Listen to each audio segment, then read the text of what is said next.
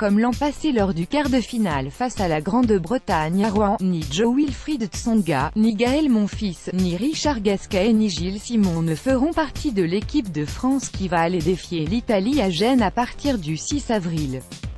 Depuis 2005, c'est simplement la deuxième fois qu'au moins un de ces 4 joueurs ne fait partie des sélectionnés en équipe de France. C'est dire leur poids dans l'histoire des Bleus depuis presque 15 ans, une histoire longue, agitée, terminée, ou pas encore, on va voir, par la conquête du Salar l'an passé. Leurs absences conjuguées avant ce déplacement en Italie, pour blessure, méforme ou friture sur la ligne avec le capitaine Yannick Noah, sont circonstancielles mais commencent aussi à dessiner les contours d'un changement de génération. En tout cas, ces défections tombent surtout à un moment charnière. Vous le savez, la Coupe Davis est en train de vivre une drôle de révolution et va sans doute devoir adopter un changement de formule radical, conséquence d'une guerre entre l'ATP et l'ITF. Et je réalise tout à coup que si la course au Salar d'argent devient une sorte de Coupe du Monde avec toutes les équipes réunies en un même lieu sur une dizaine de jours dès 2019.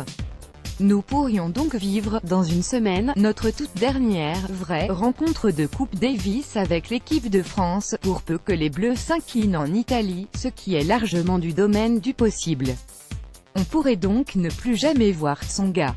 La Coupe Davis est le fil rouge de ma passion pour le tennis, démarrée au milieu des années 70 par la lecture de Tennis Magazine où les comptes-rendus consacrés à la Davis me faisaient rêver.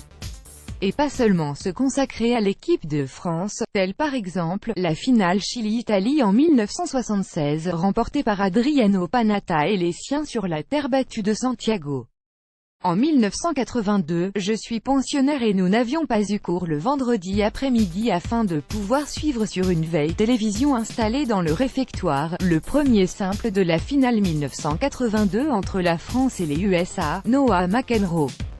Souvenir inoubliable. Chacun se rappelle où il se trouvait un certain week-end de décembre 1991.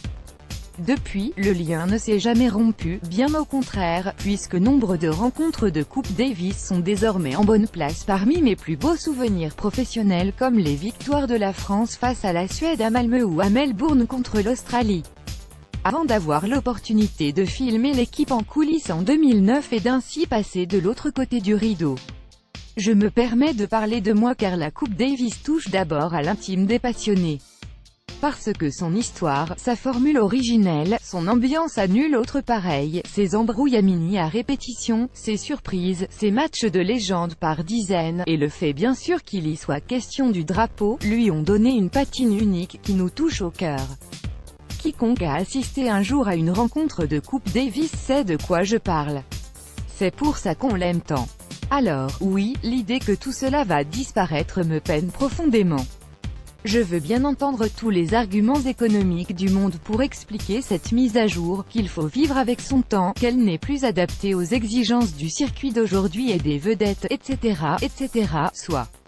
Mais c'est juste oublier que au-delà du jeu lui-même, c'est son format unique qui a fait son succès, un feuilleton, 4 rendez-vous dans l'année depuis 1981, avec des épisodes au long cours, grâce au match en 5 manches et ses 3 jours de compétition, un temps long finalement, propice à tous les rebondissements. Ce sont donc ces racines-là que l'on est en train d'arracher. Et sans racines, alors soyons constructifs et optimistes, puisqu'il faut visiblement en passer par là, allons-y. Voyons, jugeons sur pièce.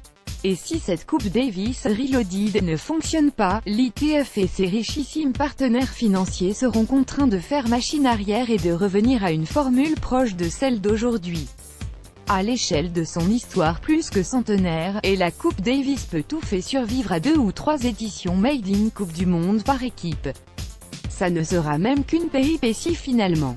Il va donc falloir profiter pleinement de cette Italie-France. Et puis croisons les doigts pour que Jérémy Chardy, Lucas Pouille, Adrian Manarino, Pierre Hugerbert et Nicolas Mahut s'imposent dans la cocotte minute du stade Valletta Cambiaso de Gênes. Histoire de continuer à être invité à la grande table, encore une fois ou deux. Pour le McDo, on verra plus tard.